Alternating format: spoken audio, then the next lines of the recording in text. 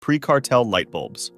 There's something you don't know about light bulbs. They have a darker story than you'd imagine. By the early 1900s, some bulbs were lasting 2,500 hours or more, and the technology kept improving. There was one bulb installed in a fire station in 1901, which is still burning today, over 120 years later. So what happened? Why did bulbs stop getting better and actually start getting worse? In 1924, a group of the world's biggest light bulb companies got together and formed an agreement. This agreement became known as the Phoebus Cartel, named after the meeting point they used in Geneva. What they agreed on was insane. They decided that light bulbs should not last more than 1,000 hours. If any company made a bulb that lasted longer, they would be fined. The idea presented to the public was that a shorter burning bulb actually produced better light, and there was a small truth in that. Brighter filaments do tend to burn out faster. However, the 1,000-hour limit was not chosen because of light quality. Long-lasting light bulbs don't need replacements, which of course leads to fewer sales. The cartel lasted until around 1939, when World War II disrupted global trade and the agreement fell apart, but the 1,000-hour norm had already settled into the industry as a kind of standard. Even after the cartel ended, that number stuck around for decades.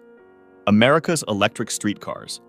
Many Americans today complain about the lack of public transport. However, there was once a time where they had one of the best rail systems in the world. In the early 1900s, American cities were full of electric streetcars. They were used by millions of people every single day. And for example, Los Angeles alone had over 1,000 miles of track at its peak, making it one of the largest urban rail systems that had ever existed anywhere. Then, starting in the 1930s and through the 1940s and 50s, these networks began disappearing. One city after another tore up its tracks and replaced its streetcar lines with buses. By the 1960s, in just 2 decades, what had been a continent-wide network of electric transit was almost entirely dismantled. There is a very specific reason this happened, and it has a name. National City Lines was a company that, starting in the late 1930s, began buying up streetcar systems across the country.